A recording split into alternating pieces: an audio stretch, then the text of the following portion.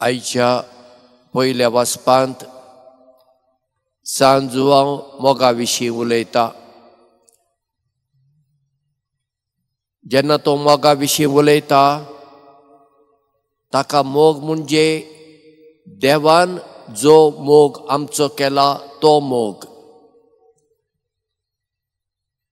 देवूच म्हणल्यार मोग, देखून ताणें मोगान सगळें रचलें, मोगान तो सांबाळटा, मोगान ताणें सोडवण केली आनी देवान आमचो पयलो मोग केला, देखून आमी हेरांचो मोग करूंक आसा। जेन्ना आमी हेरां थंय देवाक पळयता तेन्ना त्या मनशाचेर आमी रागार जावची ना, त्या मनशाक आमी पयस करची ना, आमी ताचो मोग करतले। आतां मोग म्हणजे ताची दुसरी रुपां आसात। मार्तान मोगाचें एक रूप आमकां दिलां, तें म्हणजे सेवा।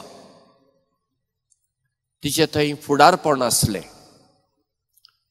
जेन्ना जेजू तांगेर येतालो ती ताचे खातीर जेवण तयार करताली, ताचे कडेन उलयताली।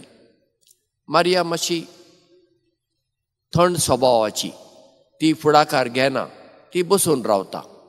आयच्या दुसऱ्या वाचपांत आमी आयकलें तांचो भाव ह्या संवसाराक अंतरलोलो आनी जेजू खबर आसुनूय जेजू गेलो ना, तो 3 दिसां उपरांत वेता आनी तो येता म्हूण खबर मेळटच मार्ता ताका मेळूंक भायर वता आनी ताका मेळटा आनी म्हणटा, सोम्या तूं जर हांगा आसलोय म्हजो भाव मरचो नासलो। आनी जेजू तिका धीर दिता आनी मार्ता जेजूचेर विस्वास दवरता। ह्या दिसांनी आमी सांत इनासाची नोवेनां करता।